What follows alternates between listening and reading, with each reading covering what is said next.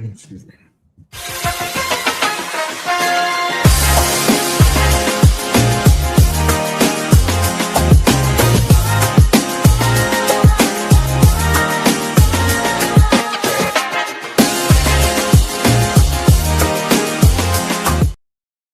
Welcome back to One-on-One with Mr. U. Of course, I am your host, Mr. U. Before we get to our guest for today, if you're watching and listening for the very first time, thanks for making us part of your week. We're live on LinkedIn, Facebook, as well as YouTube. And of course, we'll be up on our audio platform probably within the month based on scheduling. But in the house with us today, cultural catalyst, Jaclyn Orent with us today. Jaclyn, it's great to have you here finally. How you doing today? Yeah.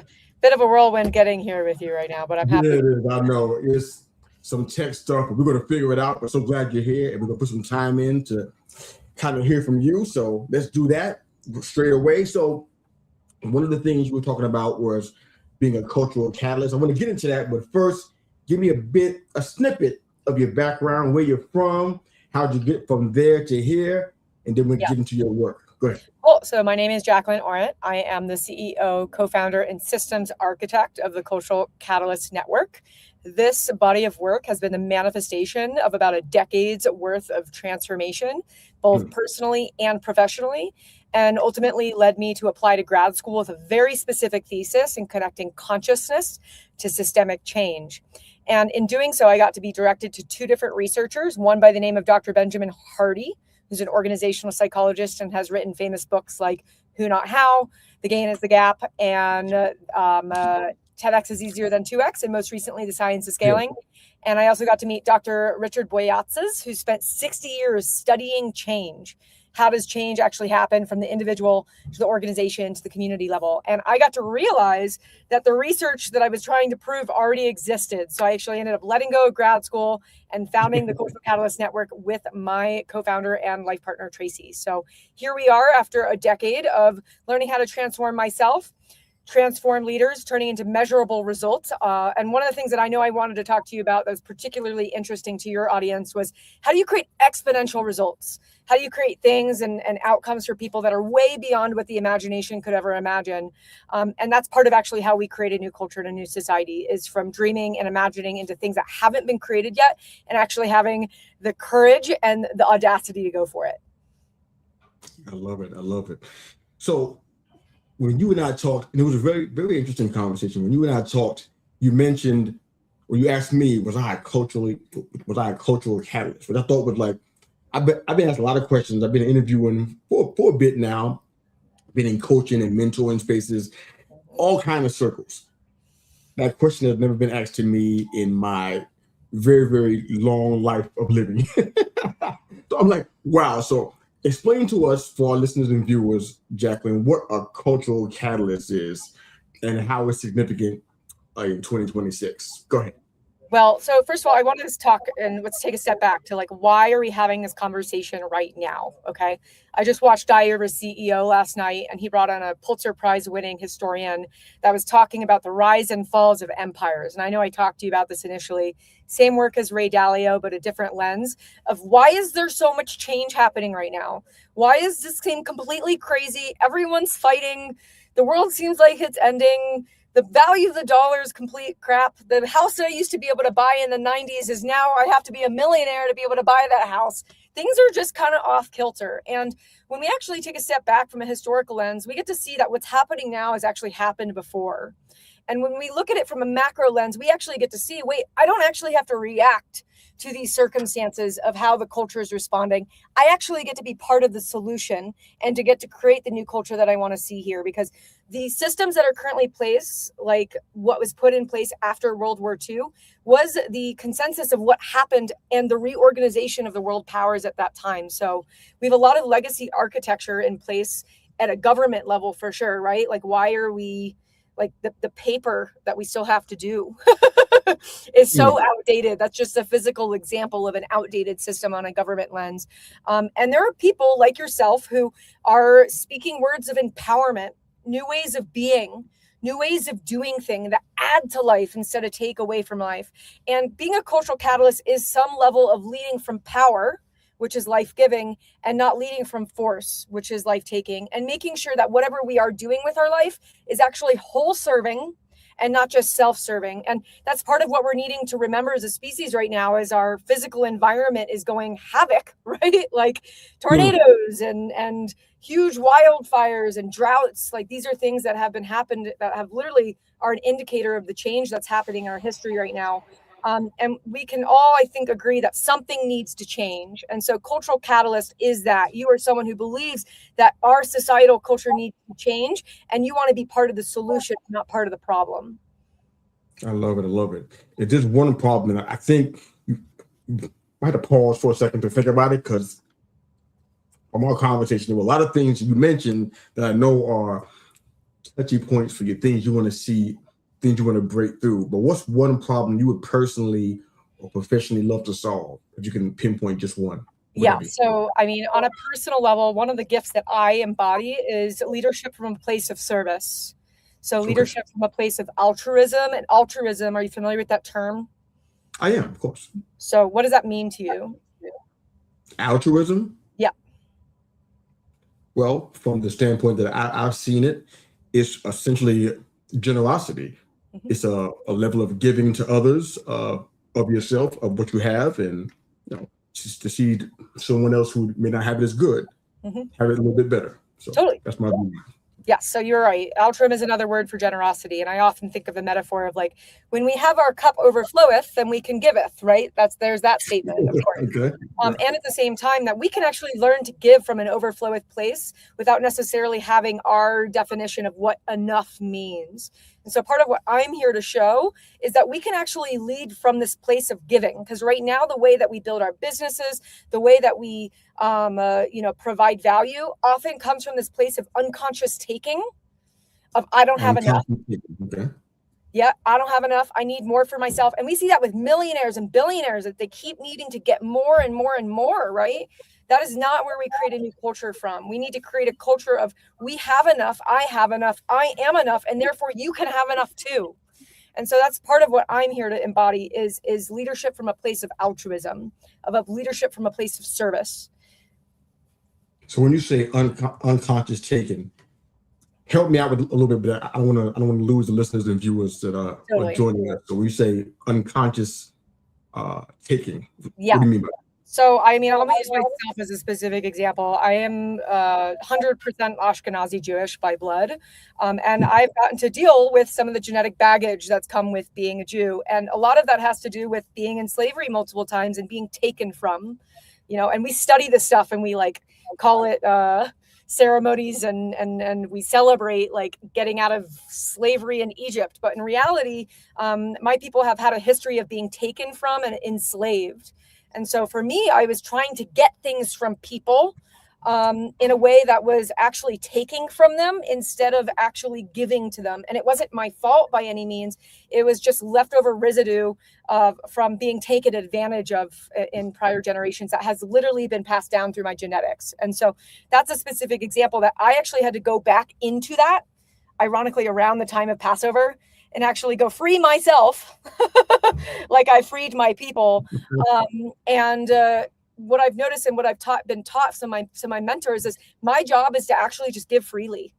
Giving is just life flowing through me. What it is in my audacity is to give freely as it feels good, and to not expect to get anything back, to not know where it's going to come from or when it's going to come, but it's my job just to give. And that required a releasing of a lot of, ultimately a lack of faith in God that I think I was passed down from my people due to the poor circumstances and the bad situations that we've gotten ourselves in. Wow. I love this. I don't know if you're going to remember this, but in our onboarding process, I asked you a question. Yep. I wonder if you remember the answer to it. It's been a little while, but the question was, if you given one chance to ask your host a question, which I never ever allow on this show because I never know what I'm going to be asked. Totally. Said, what would you ask? Do you remember what your answer was? I mean, I remember the questions that you asked me. You were like, first of all, be straight with me. And I was like, I don't know how to be anything else but straight, but okay. Well, you got that part straight. Yeah. You got that part straight. And then the second thing you were like, if there was something that you don't usually tell someone, will you tell me? I think is what it was. Or some level of like, how transparent will you be with me? I'm going to tell you. I'm going to do. We're breaking all protocols on this show today for some reason. I think it's a Jaclyn thing, but I'm going to tell you what you said to me, and then we can work through it. Cool. You said, "What do you think is missing in the way we currently support leaders at higher levels, and what have you personally needed that hasn't always been available?" Totally. That was your answer for me. Got it. Yeah. Well, to answer your question, let's back up for a second. What was your takeaway from that? What did that mean to you? For me, yeah, because I'm in a place where I am leading leaders, and I've been in this space. Maybe we're going into decade 3 right now of that, and I feel as though a lot of people who I see in leadership circles now, business circles now, a lot of them didn't really have leadership.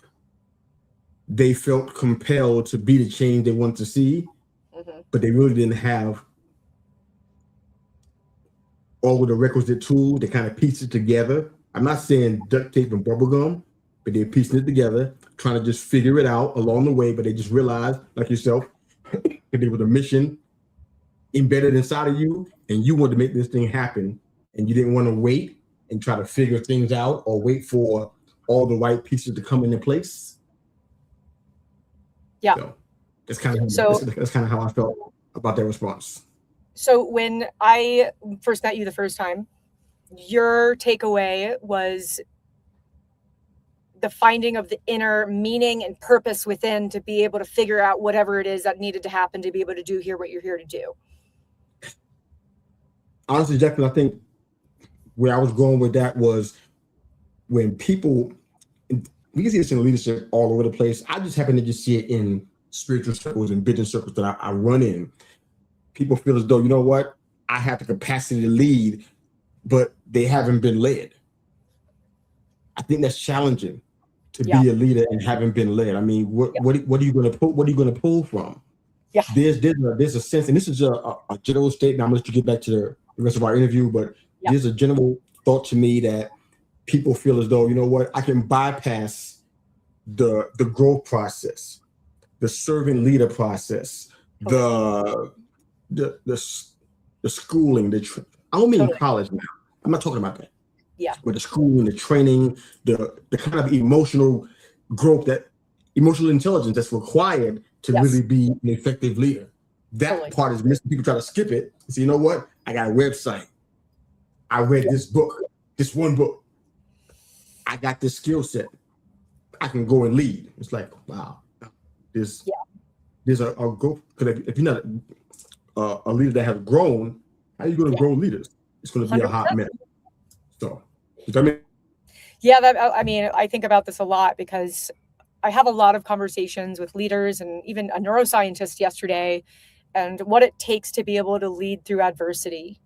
And what it really comes down to is the ability to have self-leadership.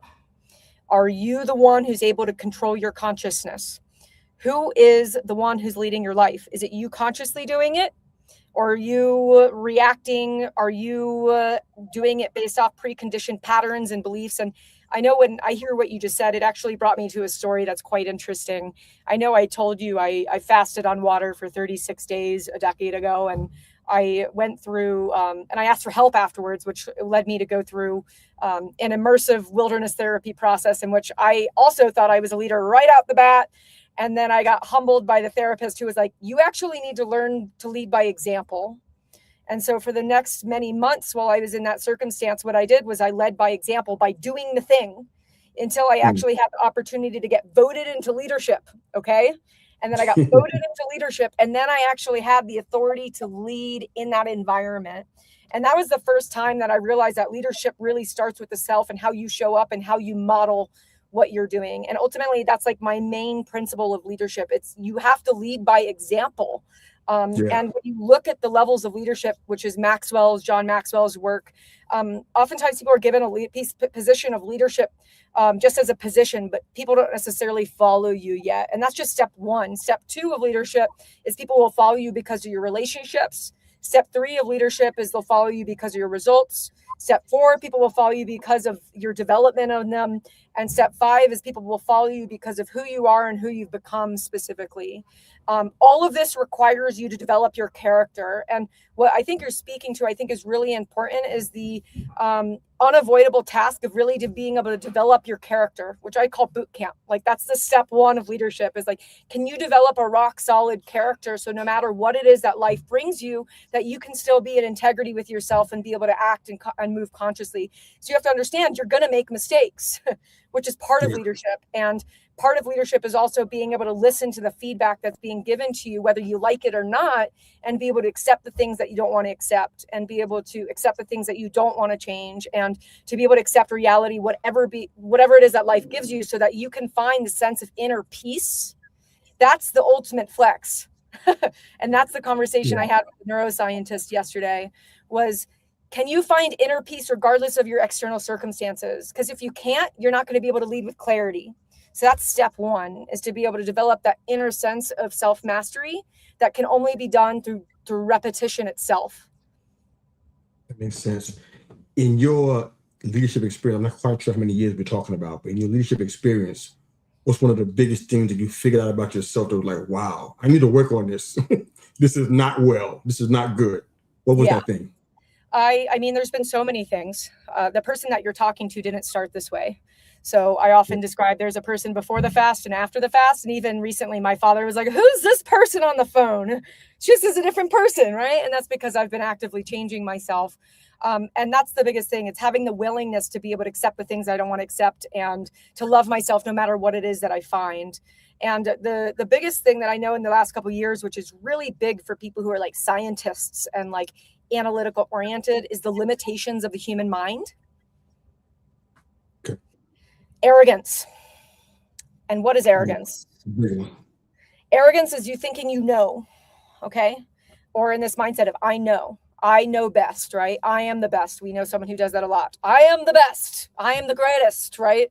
And what happens on an actual mind is you literally close your mind, okay? Closed-mindedness, growth mindset. And it's actually, I saw this in a medicine ceremony I sat in many years ago. I was thinking that I knew what I was doing, and then I got humbled by the medicine. And what happened was it opened my mind to start realizing, oh my God, I don't know. And I went through a whole period of shame of realizing I didn't know, even though that I thought I knew. And that was my first crack in my open-mindedness. And so now I've actually learned to, appreciate feedback, even when it's hard, even when it's not what I want to hear. But to be able to practice the skill of open-mindedness allows for me to lead with humility, and knowing that the biggest challenge of the human mind is that it has blind spots. So it's actually not your fault. It's just how the mind and brain is structured. And so if you can accept that your mind has blind spots as being a human being, that puts you in a position to be able to open your mind and be able to see the things that you need to see about yourself. Yeah, I like that. Another question about leadership I want to ask you, because I know this is a challenge for a lot of people. How have you, just some actionable tips and strategies to our listeners about how to listen to other people who may have some opposing views, or who may feel differently about a specific thing? Because I really feel as though we don't do very well at that. Totally. We're fiery about our opinions. We just know, maybe from a personal place, we're like, this is the hill we're going to die on, and we're not moving. But we got to the place where we don't even listen anymore. And social media doesn't help with that.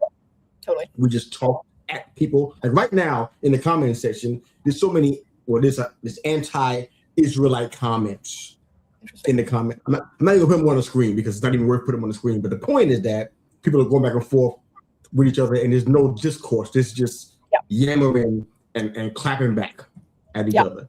How do you personally advise people to learn to listen to each other? How have you been doing it? How have you been evolving in that space? Yeah, well, you first need to be able to start listening to yourself. Are you able to be with what is you are experiencing in your body and how it feels? Are you able to feel the discomfort of your fast heart rate when someone disagrees with you? Are you able to stay in your body and actually hear another person? Or are you so focused on what it is that they are going to respond with that you're not even able to hear them? And I want to bring a lot of acceptance to the challenge of being human, because this is actually neurological and physiological what happens, which is we go into fight or flight. And the neural network that turns on is called the task mode network, which literally means that you're focused on solving problems. So as long as you're in stress, and if you're not even aware that you're in stress, you're not going to be able to hear other people. And so when someone says mindfulness is the base level skill for conscious leadership, what they're meaning is that mindfulness is the first skill to be able to even be present with what is happening with yourself in this moment in time. Like, can you feel your feet? Because if you can't feel your feet, you're not going to be able to hear another person. Or how it feels to stand in, like, there's tingling at the bottom of my feet right now as I'm watching you think. And me also wondering, what is he thinking right now?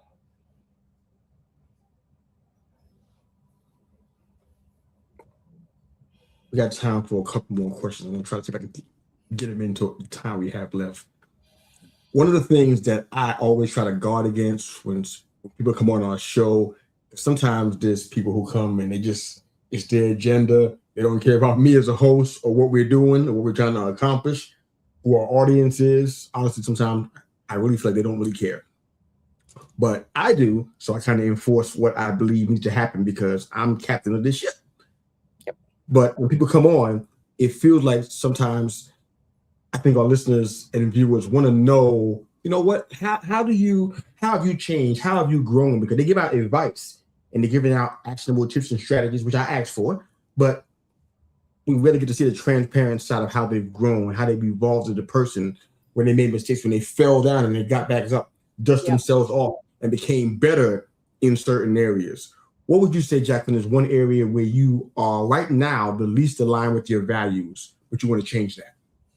Let's see. I mean, the least aligned with my values would have to be me wanting to learn more about you at the moment, actually, is noticing your physical and mental expressions with your response to me, and a curiosity with wanting this to not be a one-sided conversation, and also wanting to model what it is that I'm talking about, which is the fact that I have a curiosity to know what it is that you are feeling and thinking in regards to ultimately me being myself, which has been the manifestation of all the work that I've done.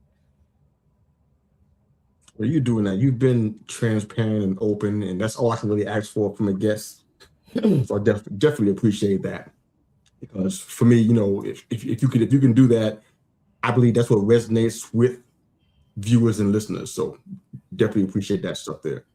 Final question for you. I want you to kind of think about this. And after you're done here, I'd love for you to let people know where they can find your work, where they can find you perhaps for support of some of the things you're trying to do in the world.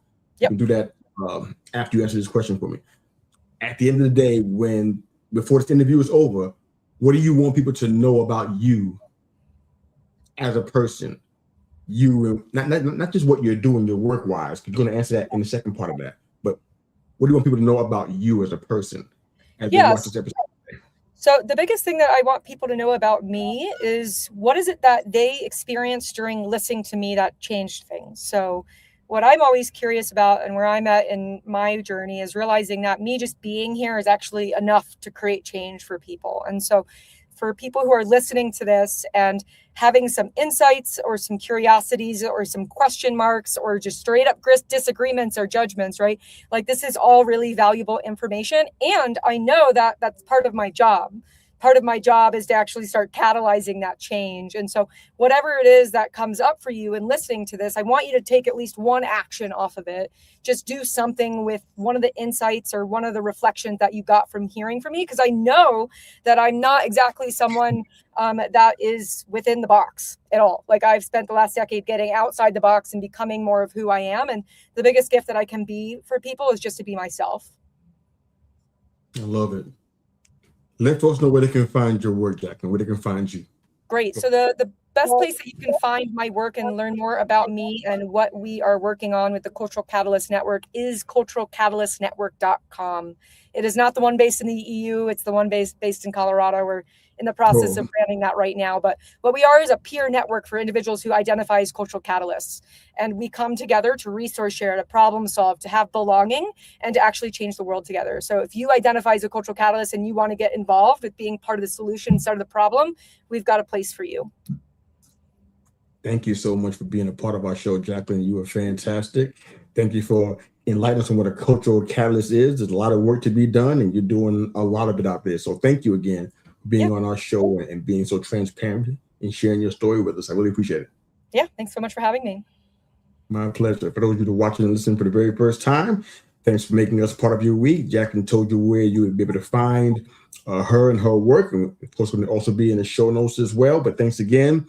We're live on YouTube, Facebook, and you may say Instagram. It's not Instagram. YouTube, Facebook, and LinkedIn. Thanks again for being a part of our show. Thanks for watching One-on-One with Mr. U. That's Jaclyn. I'm Mr. U. We're out of here. Have a fantastic day. Thanks again for watching and listening.